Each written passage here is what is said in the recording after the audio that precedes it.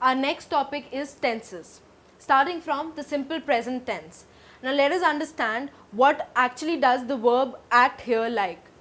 The simple present tense is the one which we use when an action is happening right now, at that very moment, or when it happens regularly or unceasingly, which is why it's sometimes called present indefinite. The simple present tense is formed by using the root form or by adding s or es to the end, depending on the person. For example, I am 20 years old. You are 20 years old.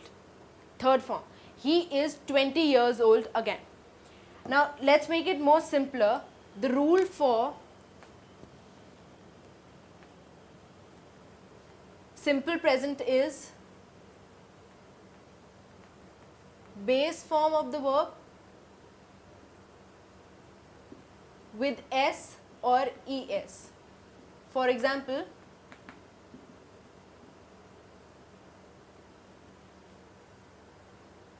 she walks in the park.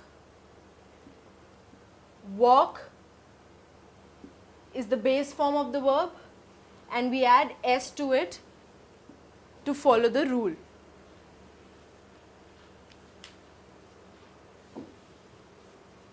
Moving on, simple past. The simple past refers to things that have already happened and are finished doing their thing. For example, World War II was from 1939 to 1945. Mom cooked supper. I did the dishes. Margaret aced her math exam.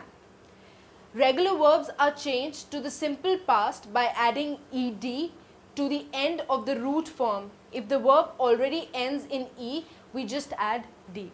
This is a very common thing, but we'll understand this rule as well. For simple past, again, we use the base form of the verb and we add ed or d after the word. For example, we'll take up an example from the screen itself. Mom cooked supper.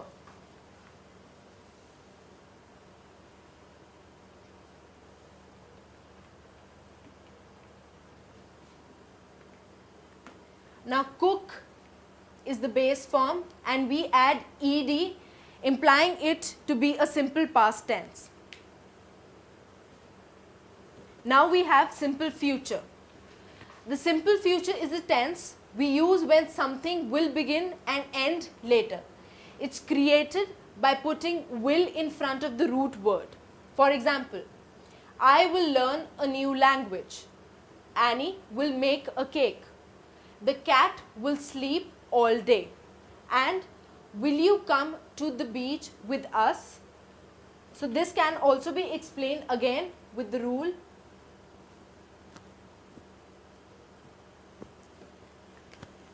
That we use base form of the verb